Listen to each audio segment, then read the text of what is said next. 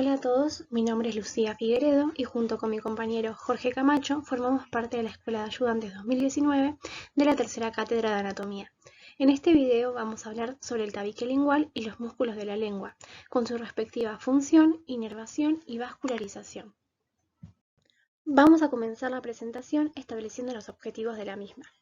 Estos serán, por un lado, mencionar los elementos del esqueleto osteofibroso de la lengua, luego describir la musculatura lingual y por último desarrollar la vascularización e inervación de la lengua. Antes de meternos de lleno en el tema, recordemos algunas definiciones. La lengua es un órgano muscular que forma parte de la pared inferior de la boca, junto con una pequeña región denominada suelo de la boca. La estructura de la lengua está conformada por un esqueleto osteofibroso, músculos y mucosa. Vamos a referirnos en esta primera parte al esqueleto osteofibroso de la lengua.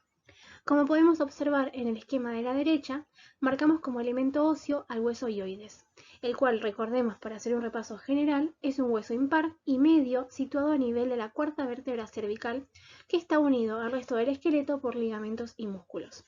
A grandes rasgos podemos describir en él un cuerpo central, del cual parten dos prolongaciones hacia los laterales, una de menor tamaño denominada asta menor y una de mayor longitud denominada asta mayor. El hueso hioides presta inserción de diversos ligamentos y músculos, entre ellos los músculos de la lengua.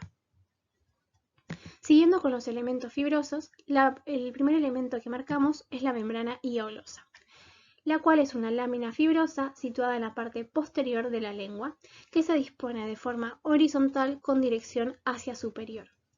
Sus inserciones se dan en el borde superior del hueso hioides entre las dos astas menores. El último elemento es el tabique o septo lingual, el cual es una membrana fibrosa dispuesta de forma vertical y media entre los músculos de la lengua.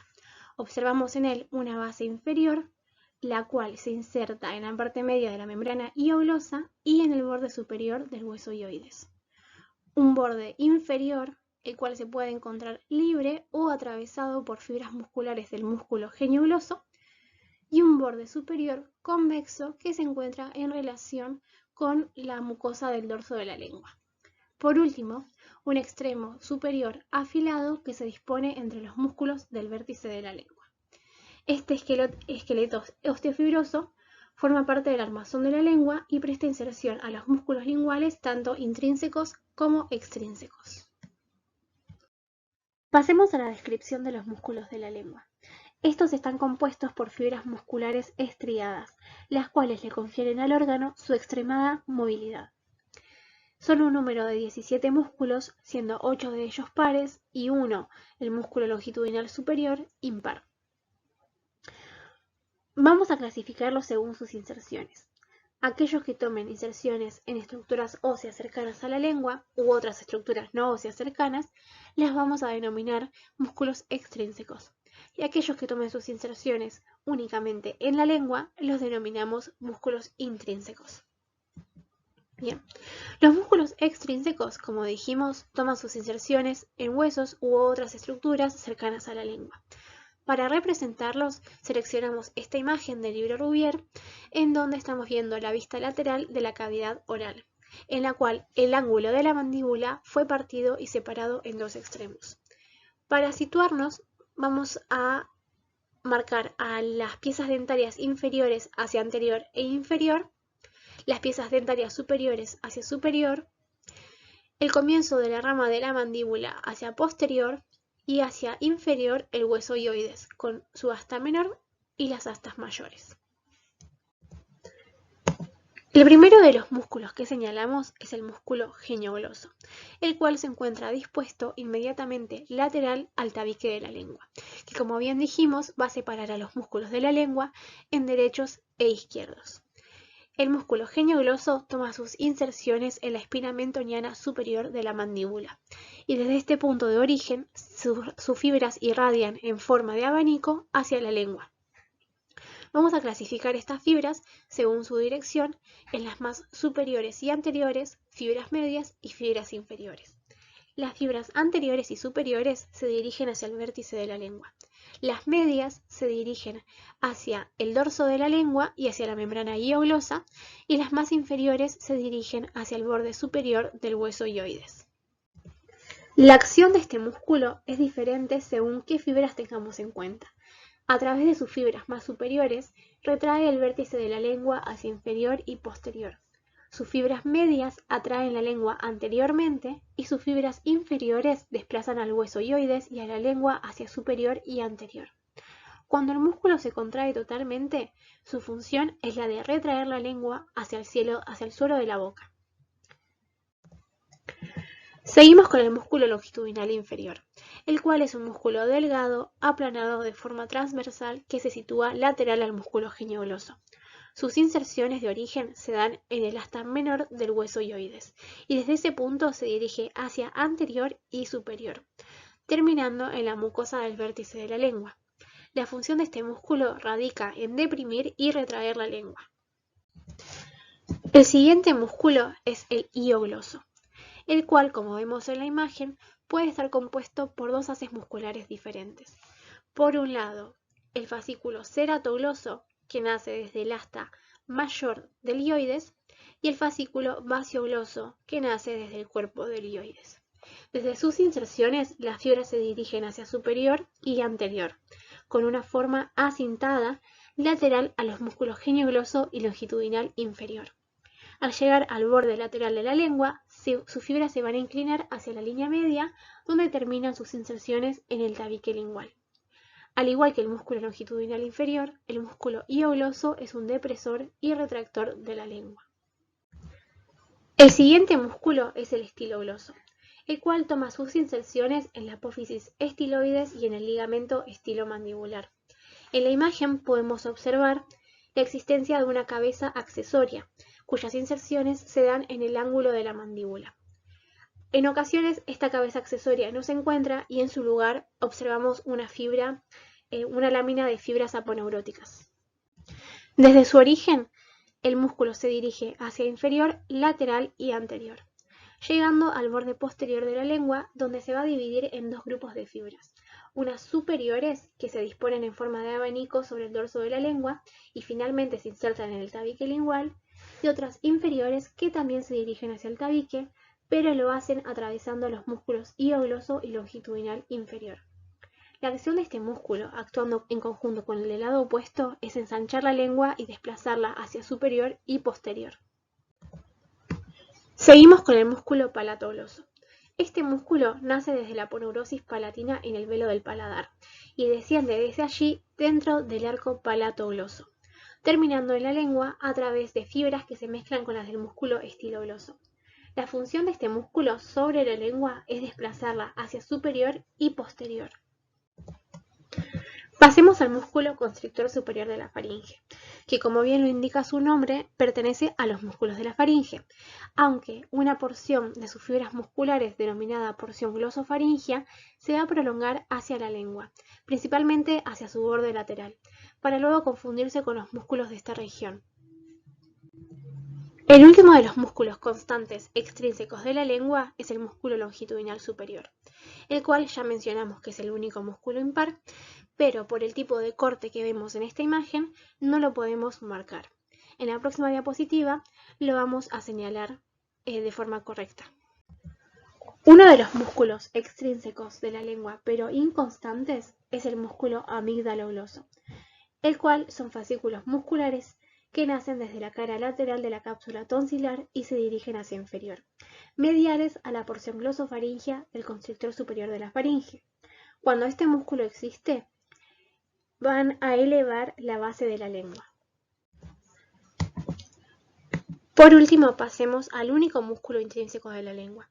Es el músculo transverso de la lengua, el cual, debido al tipo de vista de esta imagen, no se puede observar. Al igual que el músculo longitudinal superior, vamos a señalarlo en la próxima diapositiva. En esta diapositiva estamos viendo un corte coronal a nivel del primer molar. Vemos hacia inferior al hioides, en la línea media al tabique lingual, que como bien dijimos, va a separar a los músculos de la lengua en derechos e izquierdo. Superiormente observamos a la mucosa del dorso de la lengua y hacia los laterales primero marcamos a los molares e inferior a estos el cuerpo de la mandíbula. Vamos a señalar en esta imagen las relaciones de los músculos previamente descritos y también mencionar aquellos músculos que por el tipo de vista anterior no podíamos marcarlos. Vamos a marcar los diferentes músculos comenzando de medial a lateral, tomando como origen al tabique lingual situado en la línea media. El primero de los músculos situados inmediatamente lateral al tabique lingual es el músculo geniogloso. Lateral y superior a este músculo, el músculo longitudinal inferior. Lateral al longitudinal inferior encontramos al músculo hiogloso y de forma lateral y superior al músculo hiogloso vemos al músculo estilogloso. Siguiendo con los músculos extrínsecos, situamos al músculo longitudinal superior, el cual, como mencionamos al comienzo, es el único músculo impar de la lengua. Toma su origen desde diferentes estructuras. Dos de sus fascículos denominados laterales nacen de las astas menores del hioides y un fascículo medio que nace desde la epiglotis y el pliegue glosoepilótico medio. Como podemos observar en esta imagen, este músculo se encuentra inmediatamente inferior a la mucosa del dorso de la lengua, formando una capa en la cara dorsal de los músculos previamente descritos. Sus fibras van a terminar en el espesor de esta mucosa. La función de este músculo es la de deprimir y acortar la lengua. En este corte también podemos observar al único músculo intrínseco de la lengua, el músculo transverso, el cual toma sus inserciones desde el tabique lingual y se dirigen de forma transversal hasta la mucosa del borde lateral de la lengua, donde se inserta. La acción del mismo es la de alargar y estrechar la lengua. Si bien en esta imagen no pueden ser marcados debido a la altura en la que se realizó el corte, podríamos marcar al músculo palatogloso tomando como referencia su situación superior al músculo estilogloso y también a la porción glosofaringea del músculo constrictor superior de la faringe, situándolo entre el músculo geniogloso y el músculo hiogloso. Si el corte fuera más posterior, podríamos también marcar el músculo amigdalogloso, medial a la porción glosofaringea del músculo constrictor superior de la faringe, aunque recordemos que este es un músculo inconstante y puede no estar.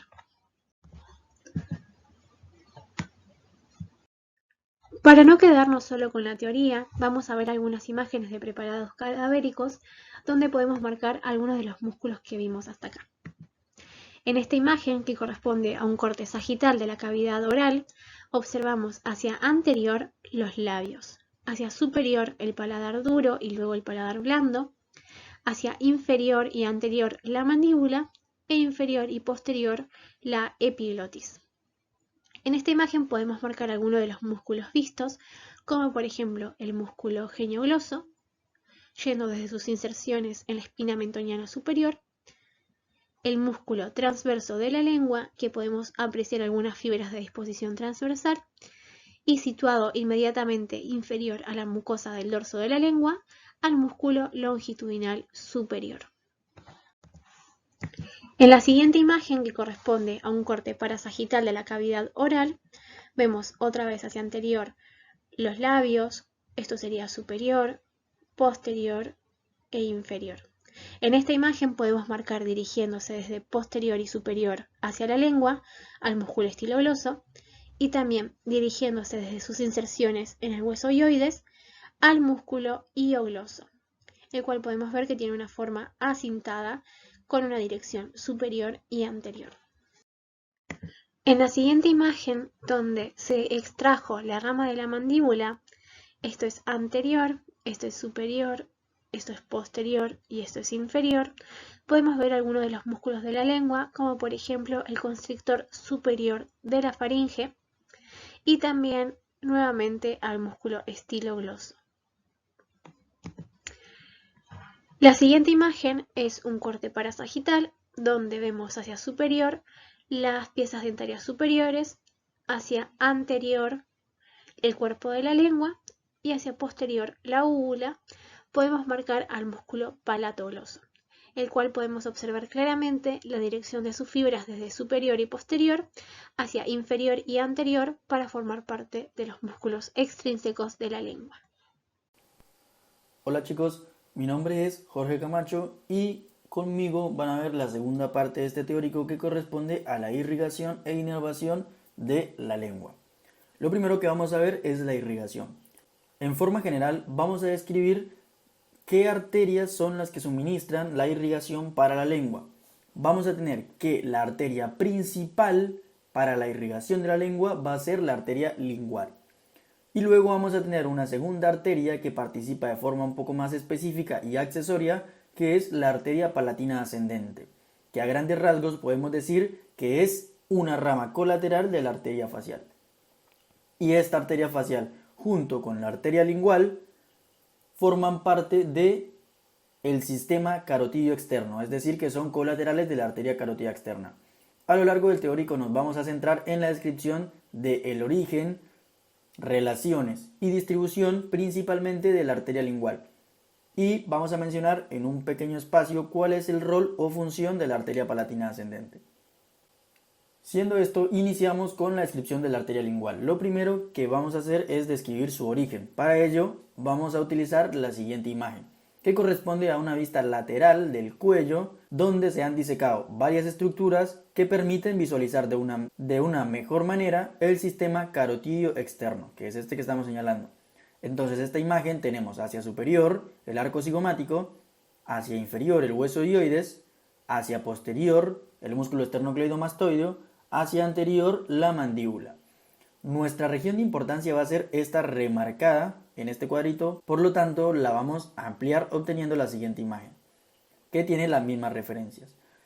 La arteria lingual nace desde la cara medial de la arteria carótida externa 2 centímetros superiormente al origen de la misma, es decir, la arteria carótida externa es una de las ramas de bifurcación de la arteria carótida común. ¿Sí? Arteria carótida común que se bifurca en arteria carótida interna y arteria carótida externa, que es la arteria de importancia en este caso. Entonces, 2 centímetros desde que nace la arteria carótida externa, aproximadamente a esta altura, nace por su cara medial la arteria lingual, que es esta que estamos señalando acá. Otra de las referencias es que nace 1 centímetro superior aproximadamente a esta arteria, que es la arteria tiroidea superior. Para las relaciones de esta arteria vamos a tomar la descripción que se encuentra en el Testud. Si bien el Testud no es el libro base que tienen ustedes, sino el Rouvier, lo que pasa es que el Testud la divide en distintas porciones que hacen un poco más comprensibles las relaciones de esta arteria, ¿bien? Pero no difieren sus relaciones ni estructuras aledañas con las que se describen en el Rouvier. Pero vamos a dividirlas como lo hace Testud, pero ustedes quédense con lo que dice Rouvier. Esto es para que se guíen de una mejor manera. Tenemos que Testud la divide en 3 porciones.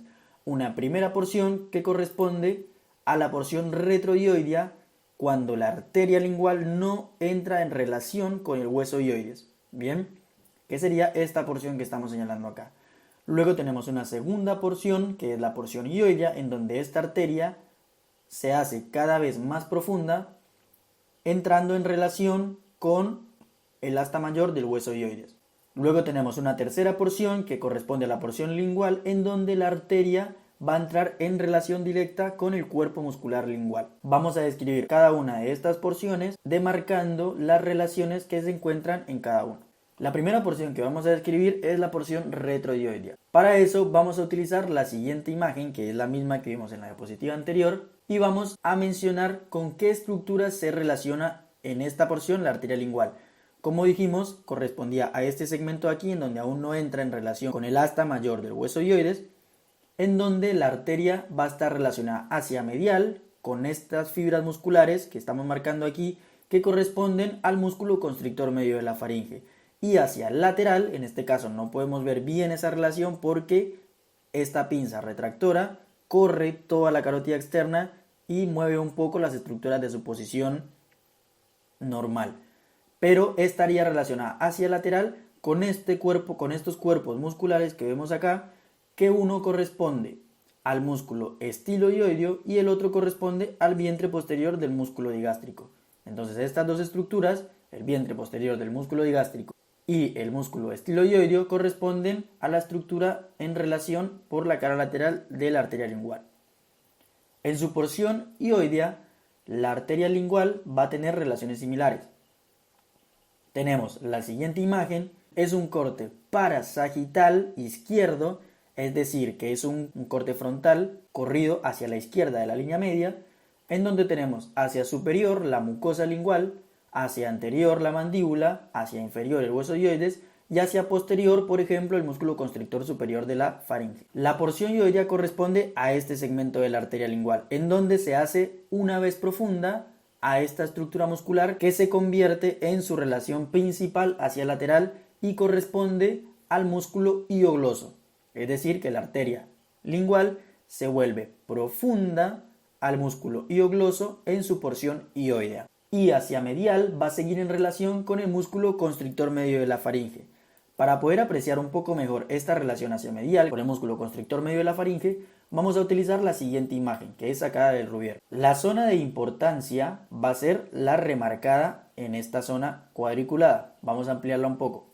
Si nosotros quisiéramos observar la arteria lingual sobre esta imagen y ver las relaciones que adquiere con todas estas fibras musculares, tenemos algo más o menos así, en donde la arteria en su primera porción va a estar en relación con todo este grupo muscular que corresponde al constrictor medio de la faringe, y en su segunda porción, profunda al músculo hiogloso, sigue en relación hacia medial con el músculo constrictor medio de la faringe. Todo este cuerpo muscular corresponde al constrictor medio de la faringe.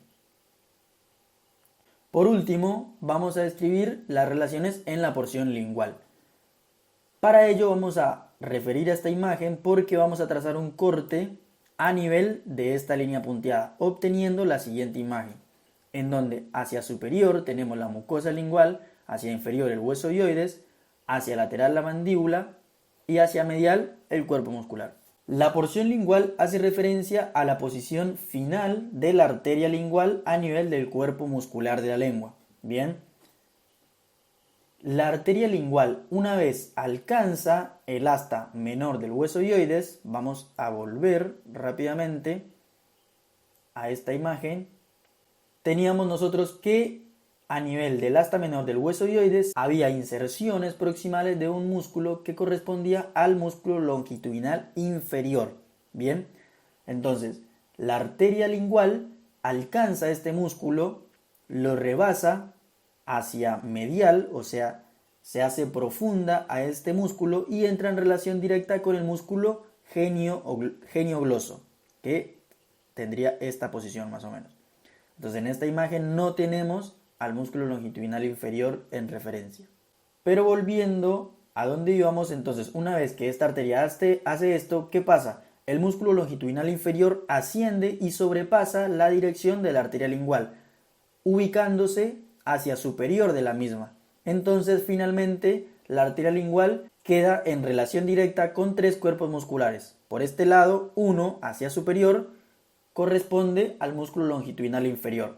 O sea que la arteria se halla inferior al músculo longitudinal inferior, se halla en relación hacia medial con este cuerpo muscular que corresponde a uno de los músculos genioglosos y hacia lateral por este otro músculo que corresponde al músculo hiogloso. Y se puede hacer confuso el hecho de que el músculo hiogloso termine siendo límite lateral de la arteria lingual en su porción lingual.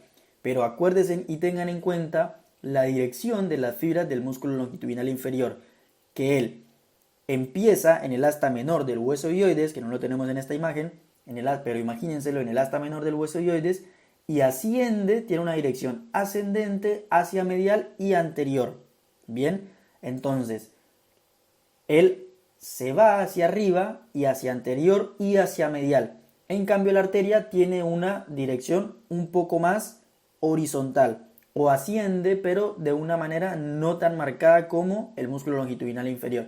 Entonces este músculo finalmente la sobrepasa y se hace hacia superior de ella, y el único músculo que queda lateralmente es el músculo hiogloso. Y para finalizar este segmento de las relaciones de la arteria lingual, vamos a hablar un poco de la topografía. Vamos a mencionar dos espacios que ustedes deben conocer y que están en relación con la arteria lingual.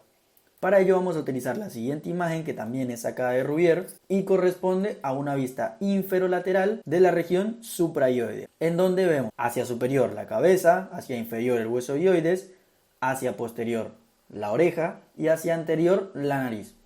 Tenemos un primer espacio topográfico que corresponde al triángulo de Becklar. Este triángulo va a tener tres límites.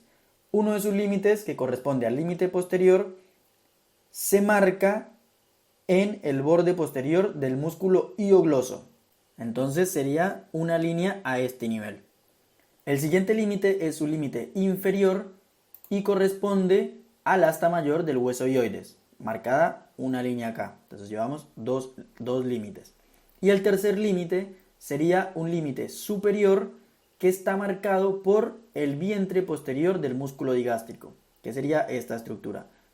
Y teniendo marcado estos tres límites, nos quedaría un triángulo más o menos así. ¿Cuál es la importancia de este triángulo? Va a ser los planos que se encuentran en este límite.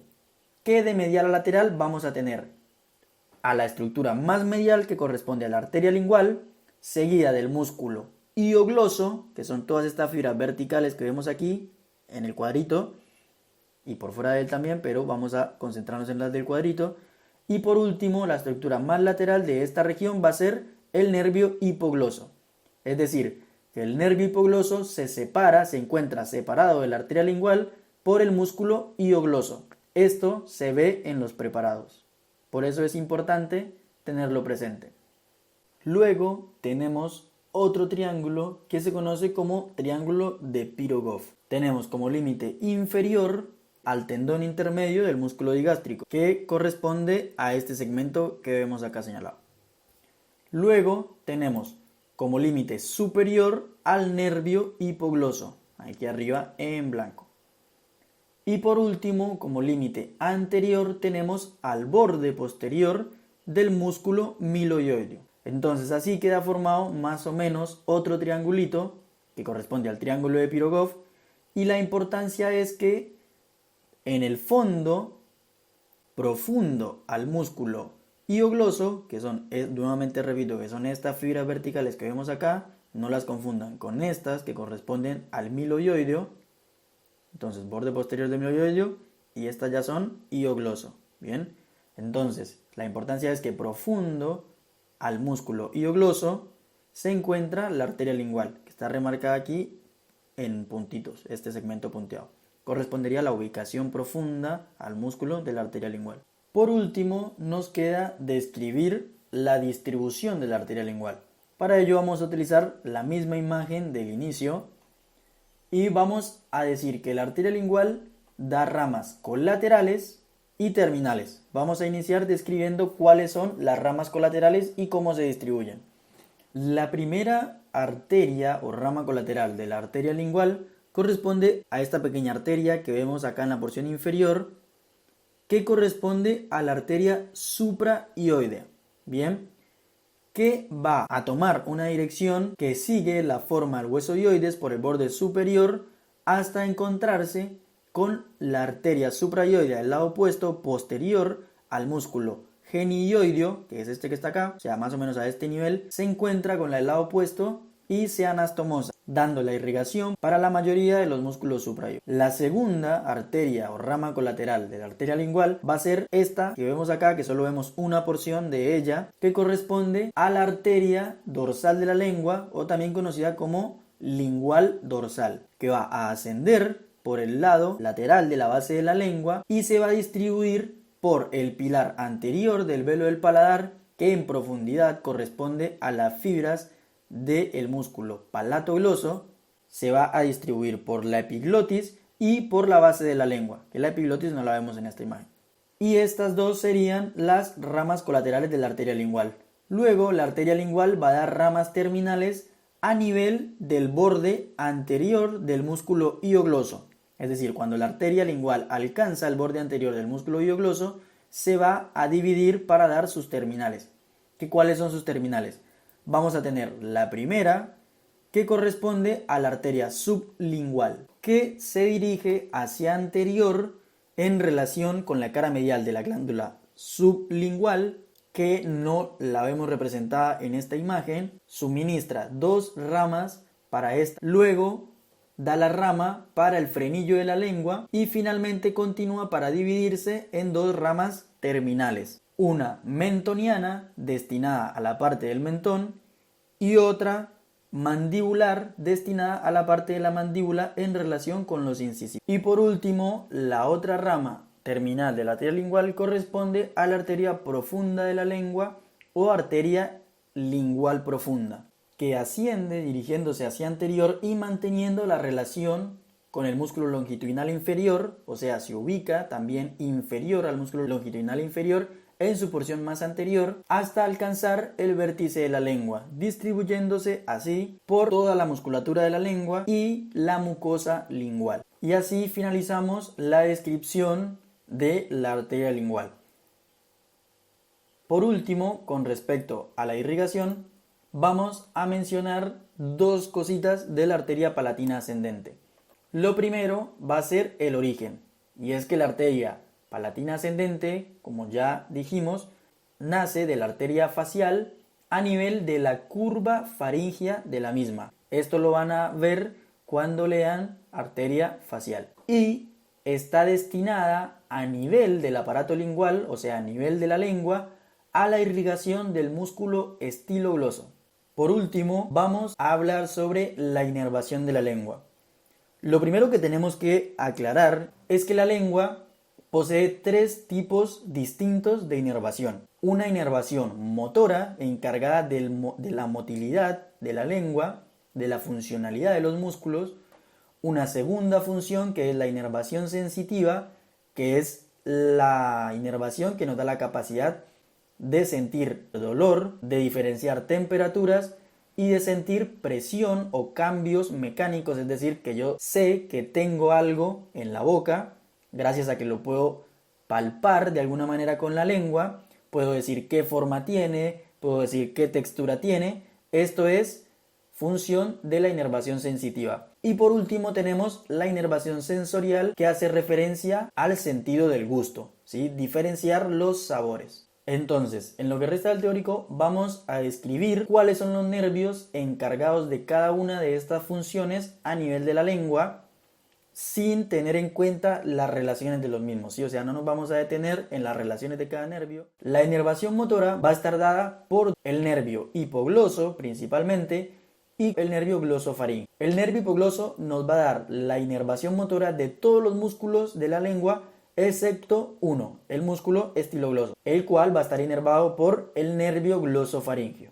Para describir la inervación sensitiva, vamos a utilizar esta imagen esquemática de una lengua vista desde superior. Para poder discriminar territorios de inervación, vamos a utilizar como referencia la V lingual. Estos dos segmentos, posterior a la V lingual y papilas circunvaladas, van a estar inervadas por el nervio glosofaríngeo. Toda la porción correspondiente a los pilares del velo del paladar, a la valécula epiglótica, va a estar inervada por el nervio vago, que corresponde al décimo par craneal, por medio de su ramo, el nervio laríngeo superior. Y toda la porción anterior restante de la lengua y sus bordes van a estar a cargo del nervio lingual, que es una rama del nervio mandibular, que a su vez proviene del nervio trigémino, que es el quinto par craneal.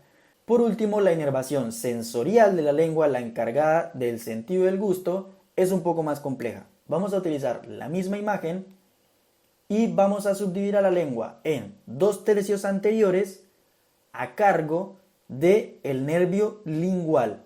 Pero ojo aquí, porque en realidad la inervación o las fibras encargadas de esta inervación sensorial no son propias del nervio lingual, sino que el nervio lingual se presta como camino para que estas fibras alcancen a la lengua. Pero en realidad las fibras de inervación sensorial son del nervio intermedio. Pero, ¿cómo hace el nervio intermedio para alcanzar el nervio lingual y así poder alcanzar la mucosa de la lengua para cumplir su función sensorial? Esa es la pregunta, ¿no? Entonces vamos a desarrollarla. Ya dijimos que el nervio lingual es una rama del nervio mandibular, que a su vez es una rama del nervio trigémino. Bien. El nervio intermedio es un nervio par craneal junto con el nervio facial, conforman un par craneal que es el séptimo, que a nivel intracraneal, intrapetroso, que lo vamos a ver más adelante, a nivel del ganglio geniculado de la rodilla interna del nervio facial, se van a volver un solo nervio, o sea, las fibras del nervio intermedio se unen al nervio facial. A su vez, el nervio facial da un ramo, que es el nervio cuerda del tímpano, que corresponde a las fibras del nervio intermedio, separándose del nervio facial nuevamente para poder alcanzar al nervio lingual y así, a su vez, llegar a la mucosa de la lengua. Bien, y cabe aclarar que en la porción de estos 2/3 anteriores de la lengua, en donde se encuentran las papilas circunvaladas, que son estos círculos que se alcanzan a ver aquí, en las propias papilas circunvaladas no se encuentra la inervación por el nervio lingual, sino que este pasa entre el espacio que hay entre las papilas circunvaladas. Ahí es donde hay inervación por el nervio lingual, que en realidad ya dijimos eran el nervio intermedio. El tercio posterior de la lengua que nos queda junto con las valéculas epiglóticas y las papilas circunvaladas van a estar inervadas por el nervio glosofaríngeo. Por último, tenemos el nervio vago,